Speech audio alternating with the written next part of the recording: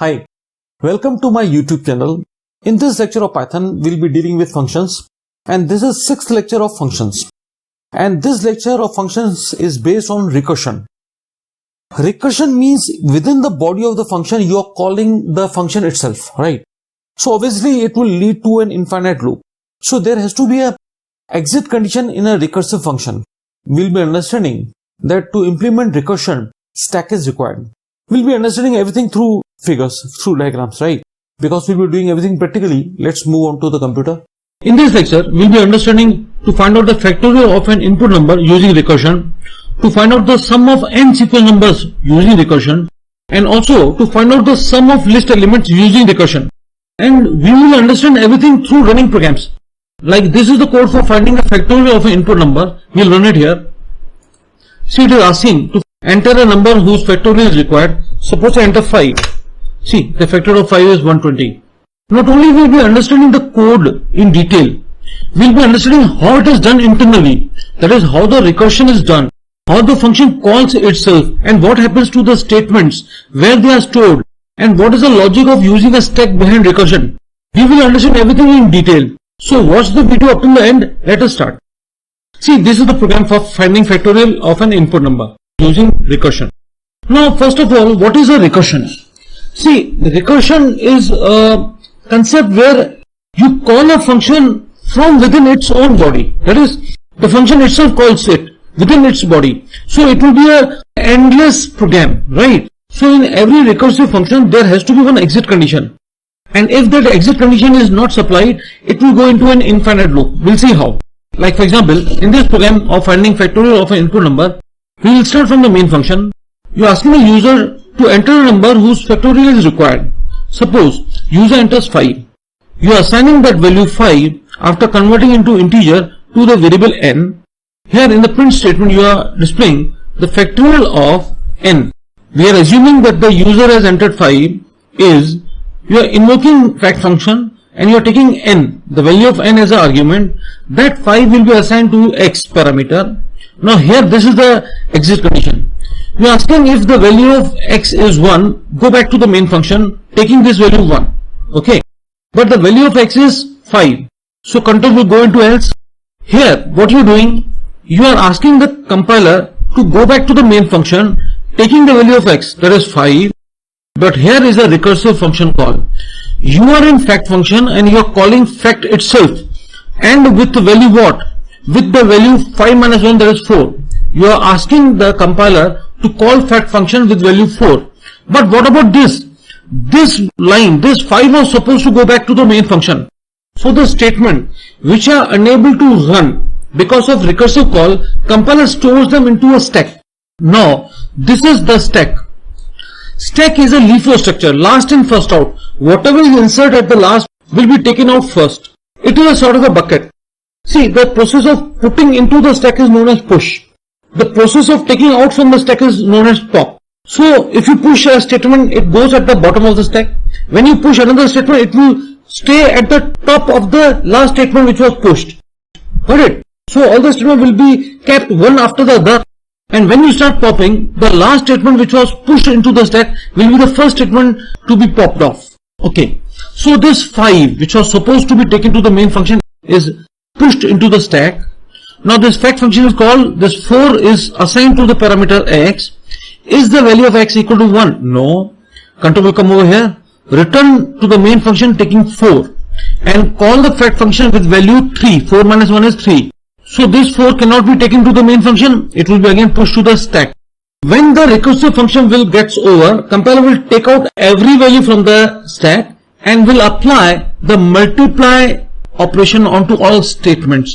Because all values in the stack have to be multiplied with the value returned by the next recursive function call. Got it? So 4 is also pushed to the stack. Now fact function is called with the value 3, 3 assigned to the parameter x. Is 3 equal to 1? No. Return to the main function taking value 3 and call the fact function with value 2.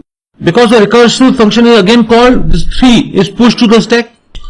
This 3 will be again assigned to the parameter x. Is 3 equal to 1? No. Go to the main function taking the value 3 and call the function fact with value 2. So 3 is pushed to the stack. This 2 is assigned to the parameter x. is value 2 equal to 1? No. Go to the main function taking the value 2 and call the fact function with value 1. Because of this function called fact1, this 2 cannot be taken back to the main function, so 2 is also pushed to the stack. Fact function is called with the value 1. That value 1 is assigned to the parameter x. Is x equal to 1? Yes. So you go back to the main function taking the value 1. So compiler will take 1 and will go back to the main function, but it will first watch the stack and it will first pop out all the values in the stack and will multiply with the value 1, and the final result will be taken to the main function. Got it? So 1 will be multiplied with the first value in the stack. As I told you, it's a LIFO structure. Last in, first out. The last value is 2. So 1 will be multiplied by 2. The result is 2. Then the next value is popped. That is 3. 2 into 3, 6. Then 4. 6 into 4, 24. Then the last value is popped out 5. 24 into 5, 120. And that 120 will be displayed here. Will be substituted here. So the result is the factorial of 5 is 120. Let us run this program. I am copying it.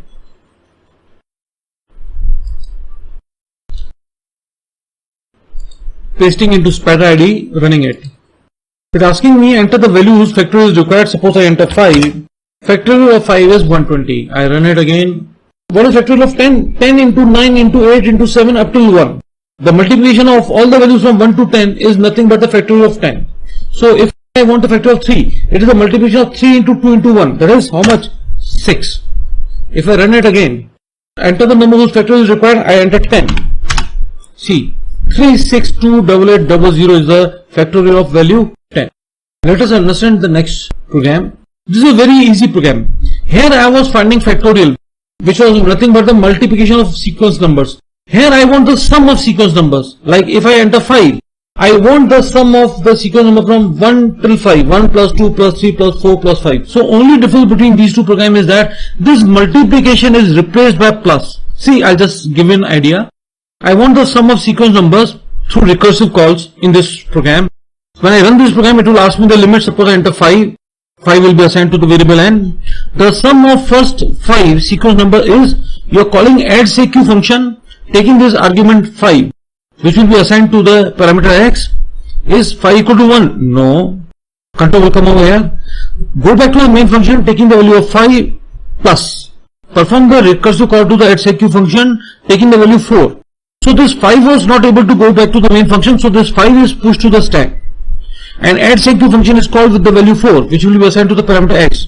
Is 4 equal to 1? No. Go back to the main function taking the value 4, which is not possible, so 4 is also pushed to the stack. addSeq function is called with the value 3, and so on. And finally, when the value of x is 1, it will go back to the main function, but the compiler will pop all the values from the stack and will add it with the value 1. So all these values will be added with the value 1 and the total will be displayed here. Let us run this program also.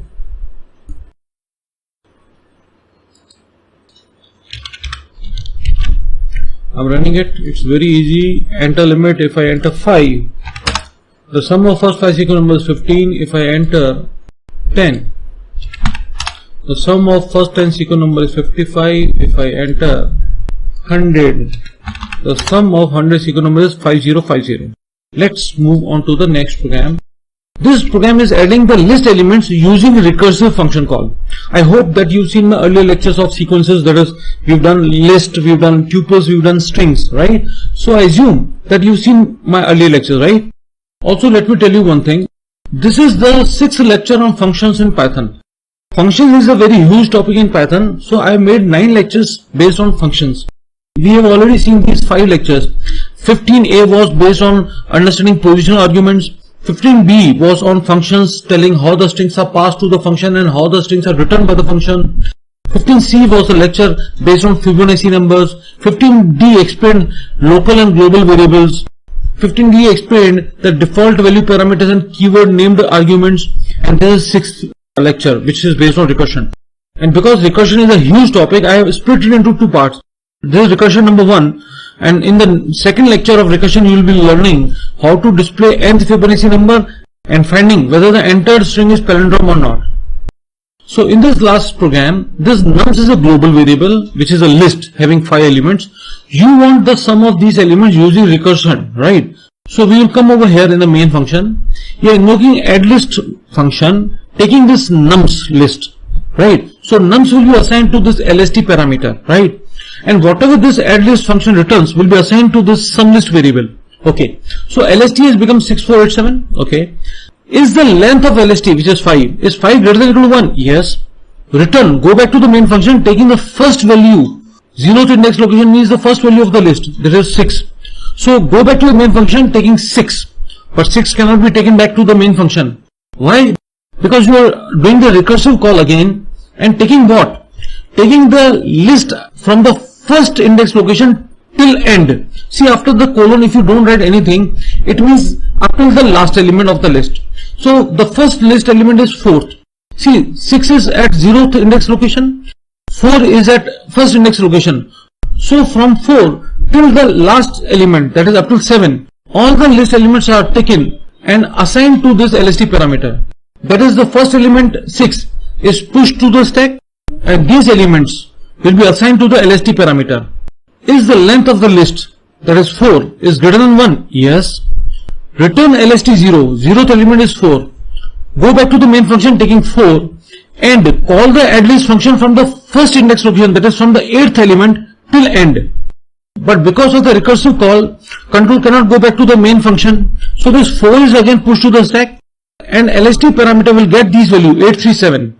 The length of LST is 3. Is 3 greater than 1? Yes. So go back to the main function taking the 0th element. The 0th element is 8. And invoke the add list function taking the values from first index location, that is from 3 till 7. These two elements will be assigned to the LST parameter. Because control cannot go back to the main function taking value 8, 8 will be pushed to the stack. LST has received the value 3 and 7. The length is 2. Is length 2 greater than or equal to 1? Yes. Return, go back to the main function taking the 0th element. 0th element is 3. And again do the recursive call taking value 1 till last element. 7 is the only element left. So the 7 is assigned to the LST parameter and this 3 will be pushed to the stack. Okay. 7 is assigned to the LST. The length of LST is 1. Is 1 greater than or equal to 1? Yes. Return, go back to the main function taking this value 7 and call the add list function with empty list, because there is nothing left in the list now. Okay. So this 7 is pushed to the stack. LST is become the empty list. The length of empty list is 0. Is 0 greater than or equal to 1? No. So the else statement is executed and this return 0 means go back to the main function taking the value 0. So the compiler will go back to the main function taking this value 0 and will look at the stack. Whatever the value are in the stack, it will be popped and will be added, because here it is a plus sign. Got it? So all of the values will be popped and will be added with the value 0. So 0 is added to 7, 7. Then this 3 is popped, 7 plus 3 is 10. Then 8 is popped, 10 plus 8 is 18. Then this 4 is popped, 18 plus 4 is 22. And then 6 is popped, 28. Right? Let's run this program also.